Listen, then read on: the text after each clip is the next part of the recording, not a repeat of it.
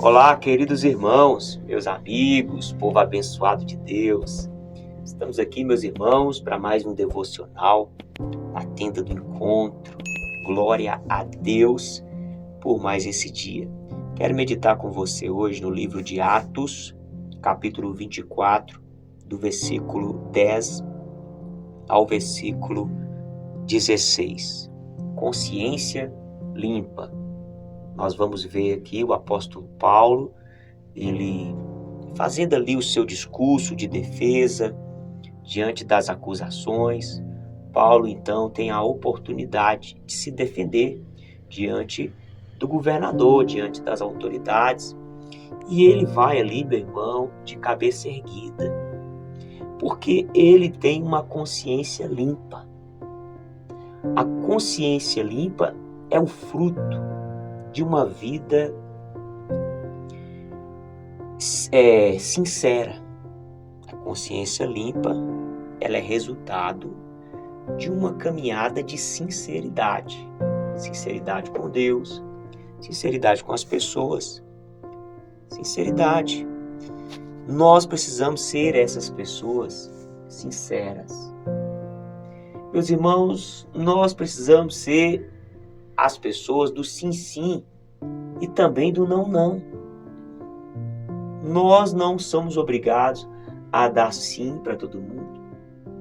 Também nós não podemos ficar presos naquela vida egoísta, dando não para todo mundo. Então eu preciso encontrar esse lugar de equilíbrio em Deus, esse lugar de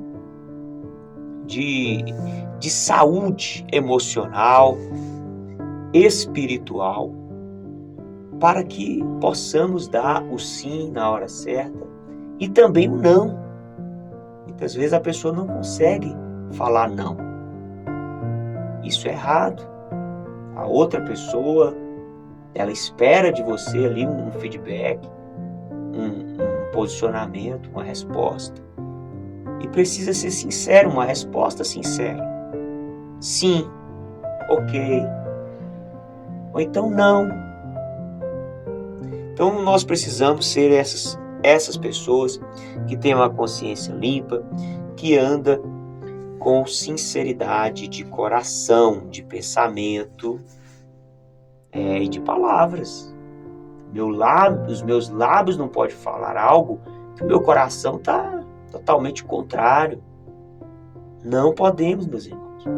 O que sai dos nossos lábios tem que ser aquilo que está no nosso coração. Também nós não podemos cair naquele erro lá de achar que é o sincerão. A pessoa então se diz muito sincera, muito verdadeira, e ela então é uma pessoa ríspida, uma pessoa mal educada, uma pessoa, muitas das vezes, que não tem nem noção do ambiente, forma que ela fala, do ambiente, o tempo certo de falar as coisas. Então nós precisamos então desenvolver, amadurecer emocionalmente, espiritualmente, para então andarmos de cabeça erguida e com a nossa consciência limpa. Nós vamos ver então aqui o discurso de Paulo em sua defesa. Então Paulo, versículo 10, depois que o governador tinha acenado para ele falar, olha que bênção. Mesmo Paulo sendo um grande homem de Deus, um homem de muitas revelações espirituais, um homem de muitas experiências espirituais, milagres, maravilhas, viu Jesus. Este homem está ali esperando a oportunidade para ele falar. Ele não está chegando aqui dando carteirada, não está chegando aqui se achando melhor e nem pior, porque ele tem uma consciência limpa. Não deve nada para ninguém, não quer tirar nada de ninguém. Ele só quer fazer a vontade de Deus.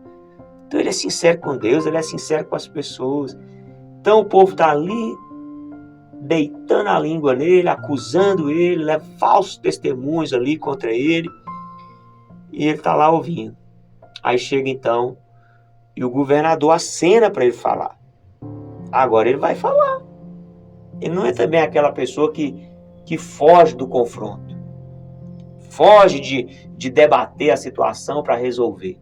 Não, é uma pessoa que está ali, vamos resolver a questão. É isso, isso e isso. Não, eu penso isso, isso e isso. Você está falando isso, isso e isso, mas eu não fiz nada disso. Eu não penso isso. Eu quero isso. Ah, não gosto disso. Não, assim não dá. Para mim não dá. Não, bacana, desse jeito aí dá. Ah, e se a gente fizesse assim de outra forma? Sinceridade, transparência, disposição para dialogar. Disposição para dialogar, para debater, para discutir determinadas questões da vida. O tempo todo, meus irmãos. Nós vamos ter de estar aí dispostos a ter esses diálogos. Então Paulo diz assim: eu sei que tu és há muitos anos juiz desta nação. Sinto-me à vontade para me defender, porque tu podes saber que não há mais de 12 dias que eu subi a Jerusalém para adorar. E eles não me encontraram no templo discutindo com algum homem, nem incitando o povo, nem na sinagoga, nem na cidade. Então a acusação era que Paulo era ali um falso profeta, era um agitador, era um perturbador da nação, era alguém que estava fazendo um montim contra César, contra o Império Romano. E Paulo está falando, não tem nada disso. Eu subi foi para adorar a Deus. Não criei confusão com ninguém, não fiquei discutindo nada com ninguém. Aí versículo 13. Nem eles, os acusadores, podem provar as coisas que agora me acusam. Mas confesso-te. Aí ele vai falar. O que ele tem falado? Ele vai falar para o governador qual que é o discurso dele, que os seus perseguidores são contra. Confesso-te que, segundo o caminho que eles chamam de heresia, assim eu adoro a Deus de meus pais, crendo em todas as coisas que estão escritas na lei e nos profetas, tendo esperança em Deus, como estes mesmos também esperam que haverá ressurreição de mortos. Então Paulo, ele tinha esse discurso, ele tinha essa mensagem: eu acredito na ressurreição dos mortos, eu acredito na vida eterna, e existe a condenação eterna. Então ele diz, a ressurreição dos mortos, tanto do justo como do injusto. Tanto salvação para o justo como condenação para o injusto. Nisso também me esforço, de sempre ter uma consciência sem ofensa, ou seja, uma consciência limpa para com Deus e para com os homens. Por quê? Paulo estava ali diante de Deus com a consciência limpa, com sinceridade, falando: Deus, eu quero aprender. E aquilo que ele aprendia de Deus, ele passava para os homens também, com consciência limpa, porque ele não queria tirar nada de ninguém, ele não queria controlar, dominar a vida de ninguém. Então nós precisamos também ter essa consciência limpa. Guarde essa palavra no seu coração, fique com Deus, um forte abraço, até o próximo encontro, se Deus quiser.